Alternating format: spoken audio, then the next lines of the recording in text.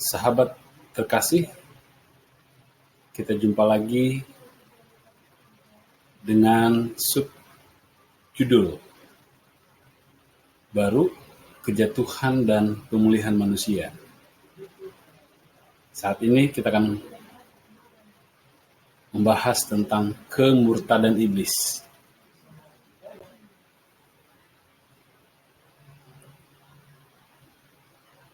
Dengan membaca Alkitab, kita akan dapati dari manakah asal dosa. Dapatkah itu dilarang? Mengapa ada dosa sekarang? Apa yang dikatakan Alkitab tentang ini?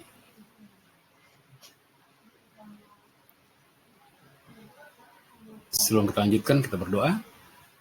Bapa di surga, tuntun kami dengan hikmat-Mu, dan hanya kuat kuasa-Mu yang bersama dengan kami. Sehingga apa yang kami baca, dengar, boleh kami pahami. Di dalam nama Yesus kami berdoa. Amin. Siapa yang dijadikan Allah? Yeskiel 28:15.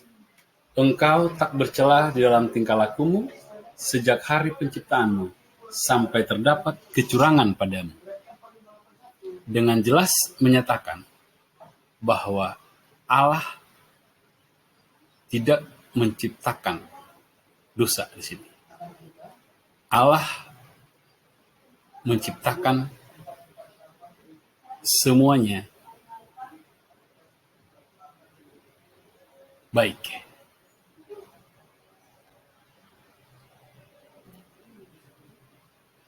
Lalu, apa jabatan Lucifer sebelum ia berdosa? Yeskiel 28:14, kuberikan tempatmu dekat kerub yang berjaga di Gunung Kudus Allah. Engkau berada dan berjalan-jalan di tengah batu-batu yang bercahaya-cahaya. Luar biasa, tugasnya di kerub, dekat kerub, di Gunung Kudus Allah.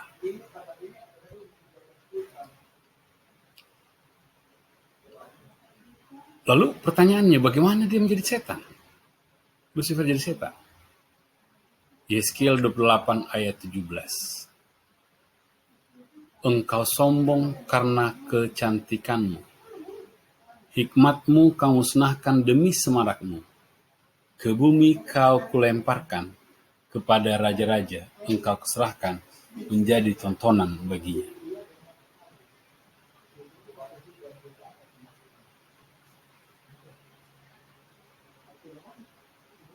Dalam Yesaya 14 ayat 12-14. Wah, engkau sudah jatuh dari langit, hai bintang timur putra fajar. Engkau sudah dipecahkan dan jatuh ke bumi, hai yang mengalahkan bangsa-bangsa. Engkau yang tadinya berkata dalam hatimu, aku hendak naik ke langit. Aku hendak mendirikan tahtaku, mengatasi bintang-bintang Allah, dan aku hendak duduk di atas bukit permai, jauh di sebelah utara. Aku hendak naik, mengatasi ketinggian awan-awan, hendak menyamai yang maha tinggi. Kesombongan, ketidakpuasan dari apa yang dipercayakan, tugas utamanya. Inilah awal kejatuhan dari Lucifer.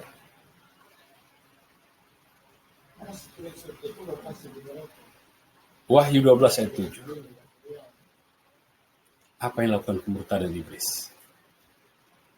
Maka timbullah peperangan di surga. Mikael dan malaikat-malaikatnya berperang melawan naga itu, dan naga itu dibantu oleh malaikat-malaikatnya. Ternyata dia tidak sendiri, saudara.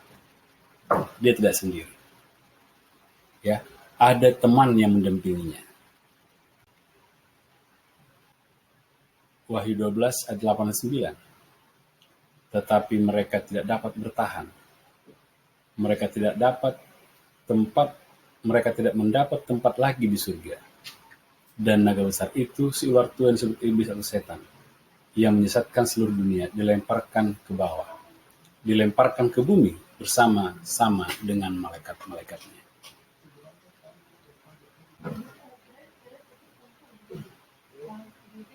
Wahyu 12 ayat 12. Karena itu bersukacitalah hai surga dan hai kamu sekalian yang diam dalamnya. Celakalah kamu hai bumi dan laut, karena iblis telah turun kepadamu dan dalam geramnya yang dahsyat, karena ia tahu bahwa waktunya sudah singkat. Tiba saatnya akan ada istilah yang baik bertambah baik, yang jahat akan bertambah jahat. Saya yakini saudara sekalian adalah orang yang bersukacita.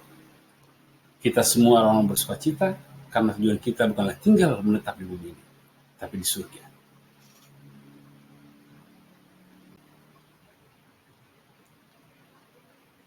Kesimpulan, pertikaian antara Kristus dan iblis terus di dunia ini. Setan marah kepada orang yang berusaha memelihara hukum-hukum Allah.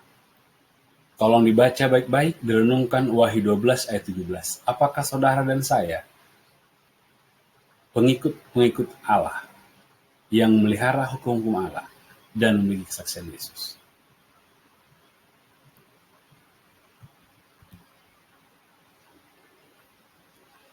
Sebabnya, karena orang-orang yang memelihara hukum itu akan memasuki kerajaan Allah dan hidup selama-lamanya. Inilah yang tidak dirindukan setan.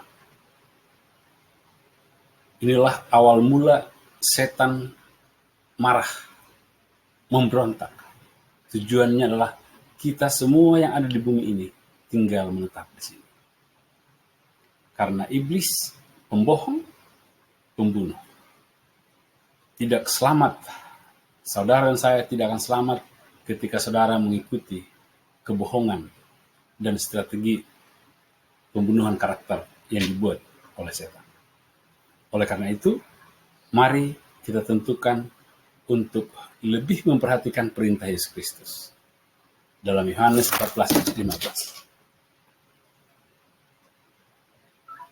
Jikalau kamu mengasihi aku, kamu akan menuruti segala perintah. Saya ulangi, jikalau kamu mengasihi aku, kamu akan menuruti segala perintah. Kita akan lanjutkan topik yang sama, kejatuhan dan pemulihan manusia, di pertemuan berikut. Tuhan menyertai kita, dan mari kita tutup dalam doa. Kami rindu ke surga. Kami rindu menjadi pelaku-pelaku hukum-Mu dan hidup dalam hukum-Mu. Dan turut serta memiliki kesaksian Yesus dalam kehidupan kami. Terpujilah nama Bapa, dan kehendak-Mu. Dalam nama Yesus kami berdoa. Amin. Sampai jumpa di pertemuan berikutnya. Tuhan memberkati kita. Shalom.